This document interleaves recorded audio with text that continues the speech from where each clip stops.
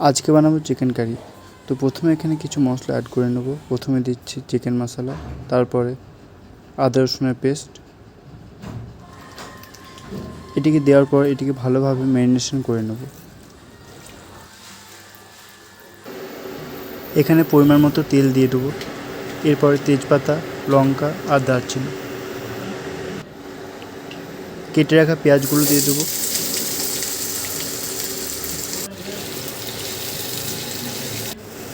পরিমাণ মতো নুন এখানে অ্যাড করে দিলাম।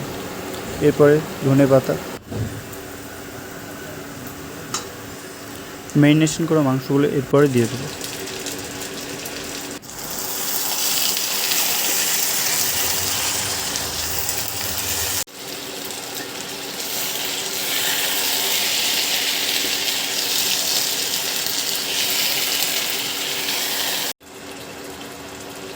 এখানে যে যে মশলাগুলো অ্যাড করা হচ্ছে সেগুলি হলো হলুদ গুঁড়ো, লঙ্কা গুঁড়ো, ধনে গুঁড়ো, জিরে গুঁড়ো আর চিকেন মশলা। এবার এটিকে ঢেকে দিলাম 15 মিনিটের জন্য। 15 minutes এখানে later. দুটো টমেটো দেওয়া হয়েছিল।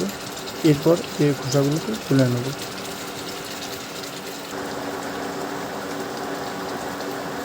রান্না শেষ হওয়ার 5 মিনিট আগে এর মধ্যে ধনেপাতা আর কেটে রাখা লঙ্কা দিয়ে দেবো। অবশেষে আমাদের রান্না প্রস্তুত।